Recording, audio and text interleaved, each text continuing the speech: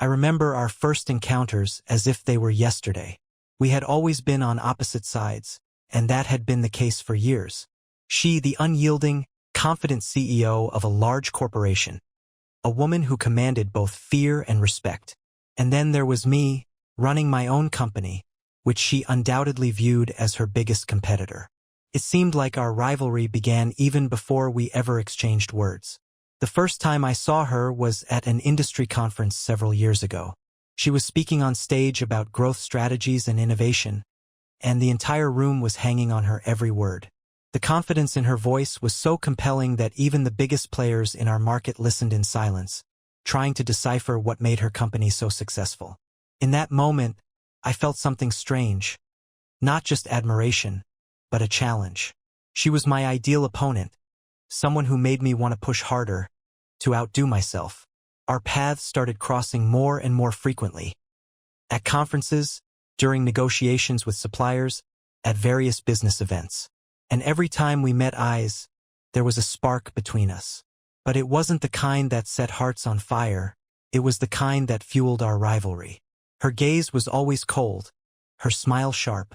I knew I was nothing more than another competitor to her, someone she needed to beat. We often found ourselves in negotiations with potential clients. I would walk into meetings confident that a deal was in the bag, only to have her swoop in at the last moment with a better offer. Sometimes, I wondered if she just enjoyed ruining my plans. Her strategy was flawless. Swift, precise, relentless. There was one particular instance where we both found ourselves at a major client's office. The tension between us was at an all-time high. I watched her walk into the conference room with that confident stride, her chin slightly lifted, as if she owned the place. She always knew how to dominate a room. Her eyes swept over me, and for a moment, I felt like she could see right through me. "Well, it seems we're competing for the same prize again," she said with a hint of irony in her voice, one that went beyond what was appropriate for a professional setting. "Looks like it," I replied, trying not to show how much she got under my skin. Her confidence sometimes made my blood boil. "But maybe this time, luck will be on my side." She simply smiled, as if she knew something I didn't. And, of course, during the presentation, she managed to outmaneuver me. Her arguments were on point, her proposal nearly unbeatable. I watched as she skillfully commanded the room, feeling a mix of frustration and, surprisingly, admiration for her talent. Despite her victories, I refused to back down. Every success she had was another challenge for me, another reason to push harder, to find new ways to outsmart her in this never-ending business game. I poured all my energy into retaining our clients, securing new contracts, and every time I heard her name in the context of a deal that slipped through my fingers, my resolve only grew stronger. Everything changed in one pivotal moment, at the annual industry gala where all the major players in our field gathered. I was standing by the bar, watching the crowd, when I felt her presence before I saw her. She walked in wearing a sleek black dress that highlighted her poise and confidence. She always looked as if she was on top of the world, and tonight was no different. I tried to keep my eyes off her, but they kept drifting back to her silhouette. She noticed me and, with a raised glass, approached. "I didn't think you were one for these kinds of events," she said, looking directly into my eyes. "Sometimes you have to show your face," I replied, lifting my own glass. "It can help in business. Or in personal matters?" she shot back, her words cutting through the air like a knife hidden behind a smile. I couldn't tell if she was just toying with me or if there was something more behind her words. That conversation was the first time we spoke without our masks. I could sense that there was something more between us than just business rivalry, but I wasn't ready to admit it to myself. She was an opponent, dangerous, cunning, and I couldn't afford to let my emotions get involved. Yet, as she walked away, leaving me with an inexplicable sense of emptiness, I realized that our game was changing. It was no longer just about contracts and deals. Something was shifting, and I wasn't sure if I was prepared for the consequences. As the days turned into weeks, I couldn't stop thinking about her. Every new deal, every negotiation, was tinged with thoughts of her. Our rivalry had always fueled me, But now it was starting to feel like something else entirely. It was as if we were circling each other, waiting for one of us to make the first move, to take the game beyond the boardroom. But neither of us could afford to lose. In our world, a single mistake could lead to financial ruin, a tarnished reputation, and the loss of everything we had worked so hard to build.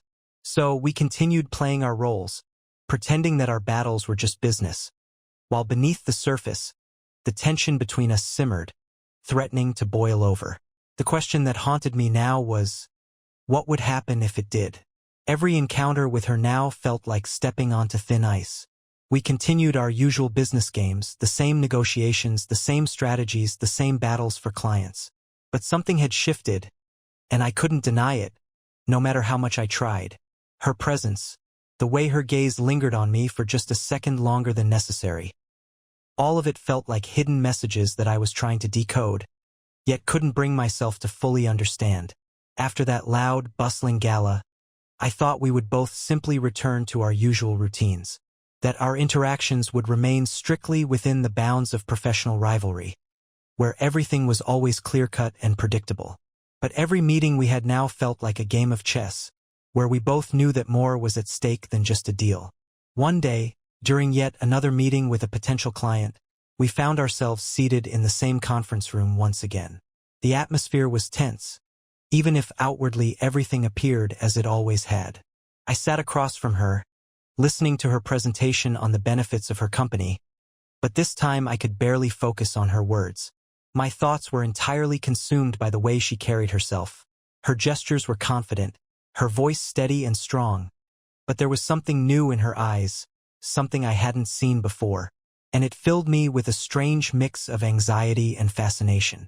When the meeting ended and the client left, we were alone in the room. Normally, in such situations, we would exchange only the briefest of words, but this time, I felt the air between us thickening. She didn't rush to leave, and neither did I make any move toward the door. "Nice presentation," I said, trying to break the silence. She glanced at me, a faint smile tugging at her lips. "Thank you," she replied, her voice as cold as ever. But there was something in her eyes that told a different story. "Though I have a feeling the client might lean toward your side this time." I wasn't expecting such an admission from her. "Do you know something I don't?" I asked, trying to figure out what game she was playing. "Maybe," she said, arching one eyebrow slightly. There was a glint of irony in her eyes, but also something else, something that made me pause. She stepped closer, and now only a few steps separated us. "You know," she began, her voice dropping to a near whisper, "you've always been a worthy adversary. I've always respected that about you." My heart skipped a beat. Her words were unexpected, and I didn't know how to respond. She had never acknowledged my achievements before. All of our interactions had been marked by competition, but now, for the first time, I felt that she was speaking sincerely. "You're not a bad rival yourself," I finally said, trying to maintain my composure. But inside, something was changing. I was beginning to realize that this was no longer just business. It seemed like she wanted to say more, but at that moment, the door swung open and her assistant entered to remind us that our time in the conference room was up. We quickly stepped back from each other, like two people caught in the act. But I knew that there was an unresolved tension between us, one that couldn't simply be ignored. In the following weeks, the situation only grew more complicated. We both started avoiding direct confrontations, but every time our eyes met at yet another business meeting or conference, I felt that same tension. A strange mix of desire and apprehension. It was as if we were both standing on the edge of a precipice, ready to take the plunge but holding ourselves back, knowing that the consequences could be disastrous. I found it hard to focus on work. I constantly caught myself thinking about her, about the way her eyes would flicker over me during negotiations, the way her lips would curve into a small, knowing smile whenever she saw she was winning another battle. She had become more than just a competitor to me. She had become an obsession that I couldn't shake.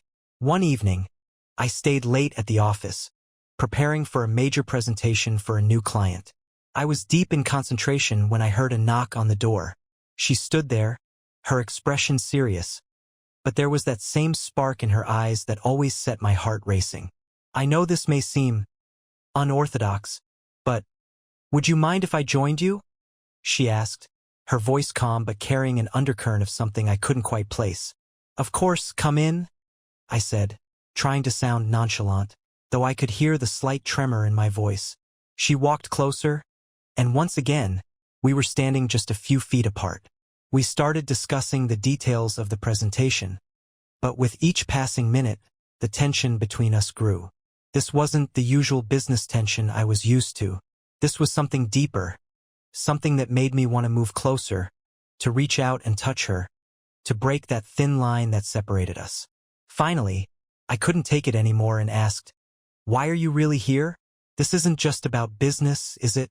She held my gaze, and I saw something flicker in her eyes, something that hadn't been there before. Her breathing grew heavier, and I realized that we had crossed a point of no return.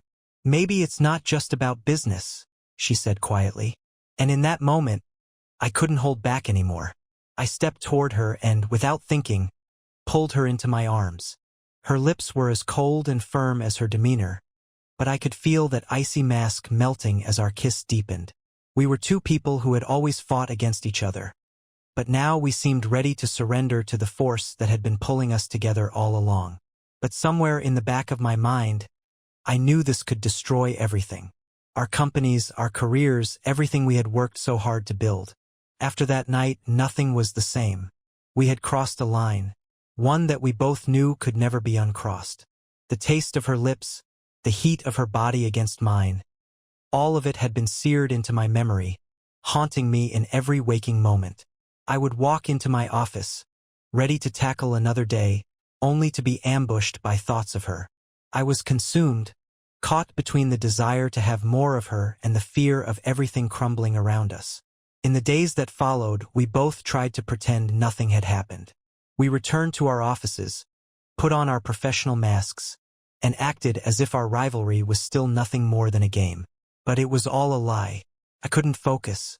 Every time my phone buzzed, I hoped it was her. Every meeting I walked into, I couldn't help but search the room for her face. And when we did see each other, even in crowded boardrooms or bustling conference halls, there was a shift in the air. Our eyes would meet, and for a moment, it felt like the rest of the world faded away. The tension between us was palpable, a silent promise of what we both knew we shouldn't want but couldn't resist. She would turn away first, her expression a carefully crafted mask, but I could see the flicker of something raw and real beneath it.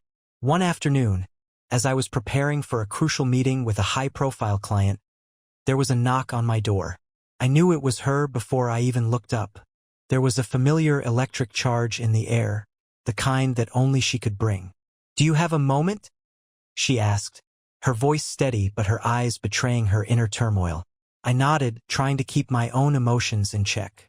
"Of course. Come in." She closed the door behind her and stood there for a moment, as if she was trying to decide what to say. The room felt too small, the air too thin.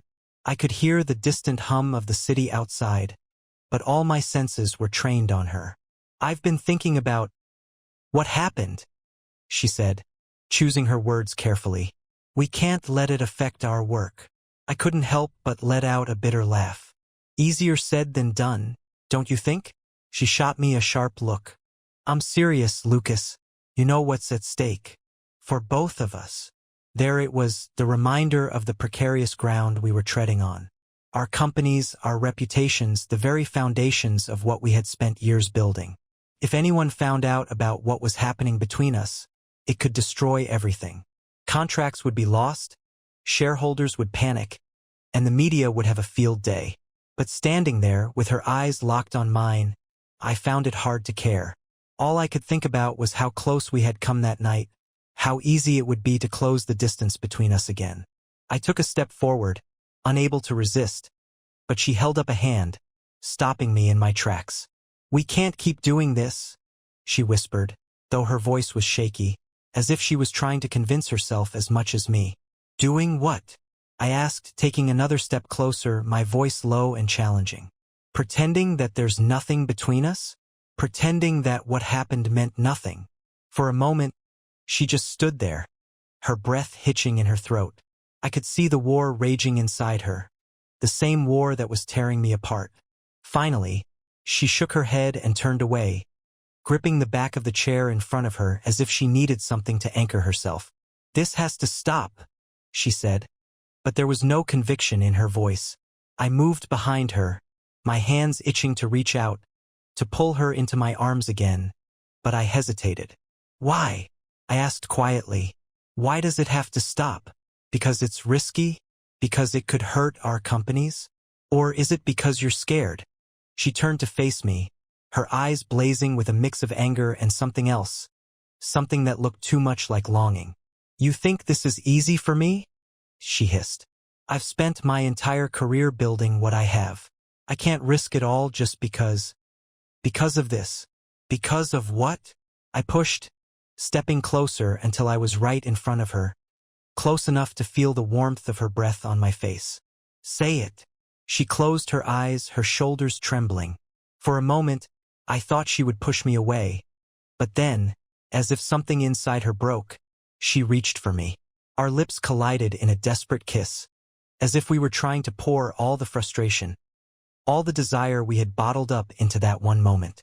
This time, it wasn't a stolen kiss in the quiet of my office. It was a full-blown storm, a release of everything we had been holding back. And for those brief minutes, nothing else mattered.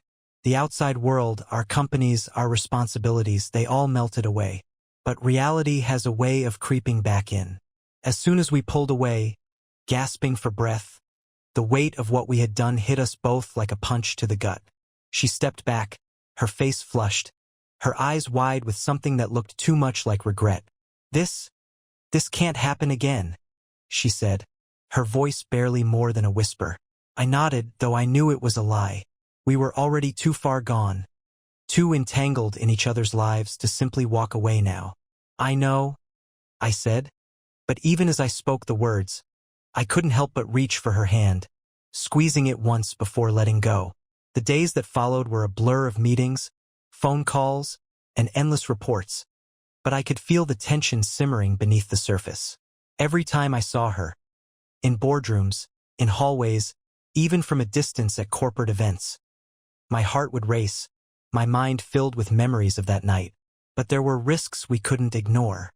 Rumors began to swirl as our companies continued to clash over contracts and clients. People started to notice how often we found ourselves in the same meetings, how our interactions seemed to carry an intensity that was hard to explain. We tried to be discreet, to keep our distance, but it was becoming increasingly difficult to pretend that nothing had changed. One evening, I received a text from her. "We need to talk. Meet me at the rooftop terrace." When I arrived, she was already there, leaning against the railing, staring out at the city lights. The wind whipped through her hair, making her look wild and untamed, and my breath caught in my throat. For a moment, I just watched her, trying to memorize every detail, knowing that whatever happened next would change everything. "You wanted to talk?" I said, stepping forward.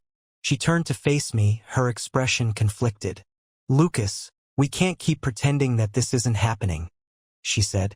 "But we also can't keep risking everything we've worked for. I'm not willing to destroy my company, or yours." I walked closer, closing the distance between us. "Then what do you want?"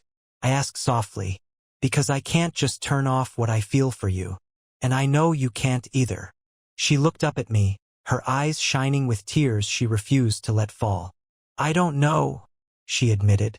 "All I know is that I'm caught between wanting you and fearing what will happen if anyone finds out." "Then let's stop hiding," I said, taking her face in my hands. "Let's figure it out together, whatever it takes." For a long moment, she just stared at me, and then, finally, she leaned in, resting her forehead against mine. "Okay," she whispered, "but if we're going to do this, we have to be smart. No one can know." I nodded, knowing that we were about to embark on the most dangerous game of our lives.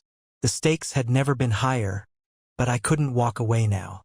Not when I had finally found something real, something that mattered more than any contract or business deal. We were going to have to play this carefully, balancing on a knife's edge between passion and responsibility. But for her, I was willing to risk it all. The days after our rooftop conversation were a blur of stolen moments, whispered words, and too many secrets. We were no longer just two rivals locked in a relentless battle for dominance in the business world. We had become something far more complicated. Every touch, every glance exchanged in secret felt like a fire that could either warm us or burn everything to ashes. But we were walking on a tightrope, and deep down we both knew it. The more we tried to pretend that we could juggle this, our hidden affair and our public rivalry, the harder it became to maintain the balance. There were too many eyes on us, too many people who would notice if something was even slightly off. And with each passing day, I could see the toll it was taking on her. At first, we managed to keep up the facade. We would exchange polite, distant words in front of colleagues, only to steal heated moments behind closed doors. But soon, it became clear that the walls were closing in. There were whispers, lingering glances from our teams, and subtle questions about why we seemed to be at the same events more often than necessary. It wasn't long before rumors started spreading. In a world as cutthroat as ours, even a hint of impropriety could become a weapon. One afternoon, she called me to her office. I could hear the tension in her voice over the phone, and when I arrived, I found her pacing the floor, her hands clenched into fists. The moment I stepped inside, she closed the door and turned to face me.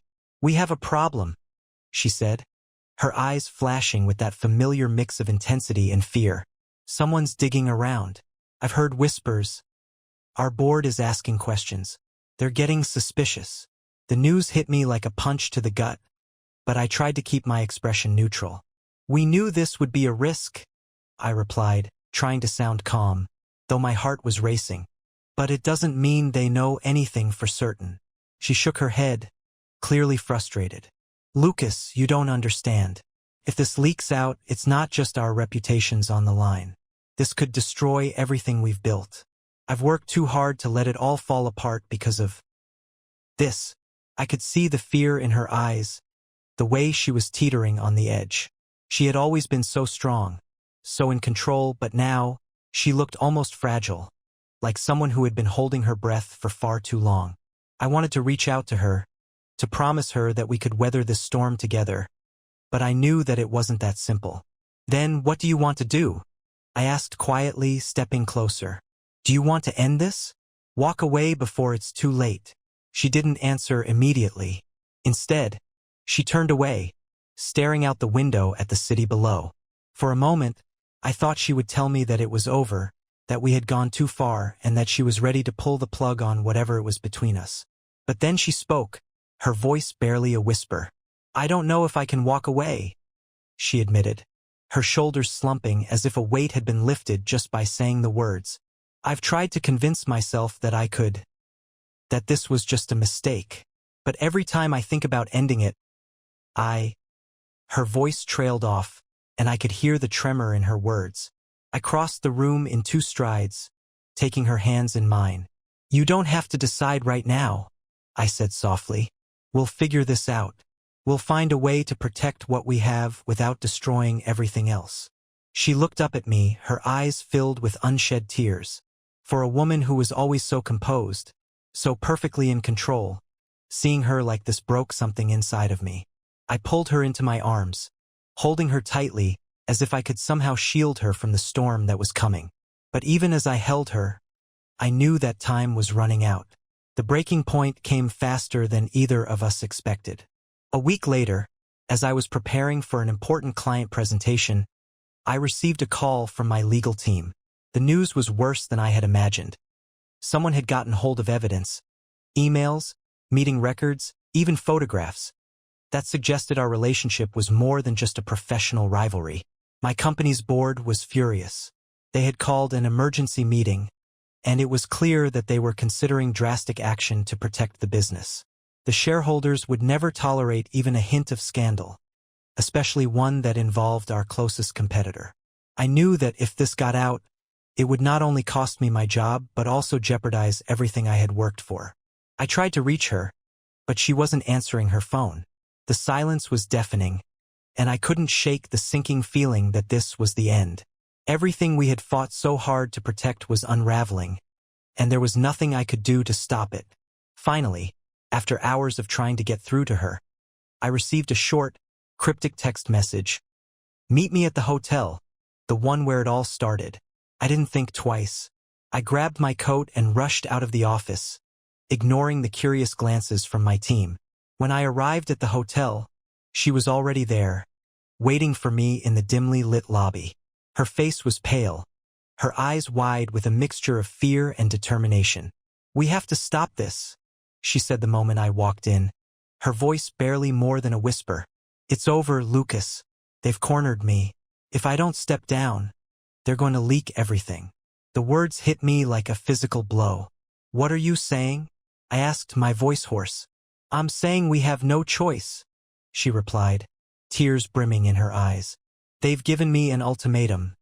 Either I walk away quietly, or they'll destroy both of us. I can't risk that. Not for me, not for you." I reached for her, but she stepped back, shaking her head. "No, Lucas, this is it. We have to end it here." "No," I said, my voice barely steady. "We can fight this. We can expose whoever's behind this, we can." She cut me off, her voice breaking. "You don't understand. They don't care about the truth. All they care about is the scandal. If this gets out, it will ruin everything. I've already made my decision." I stared at her, my mind racing, searching for something, anything, that could change her mind. But I could see it in her eyes. She had already resigned herself to this fate. The weight of her decision was written all over her face. "I'm sorry," she whispered, tears finally spilling down her cheeks. I wish things could have been different. I wanted to tell her that it wasn't over, that we could still find a way to make this work. But the words wouldn't come. All I could do was watch as she turned and walked away, leaving me standing there in the dim light of the hotel lobby, feeling like my entire world was crumbling around me. The fallout was swift. Within days, both of our companies were embroiled in damage control, trying to contain the story before it could reach the press. She resigned quietly, citing personal reasons, while I was forced to step down from several key projects. The scandal never officially broke, but the damage was done.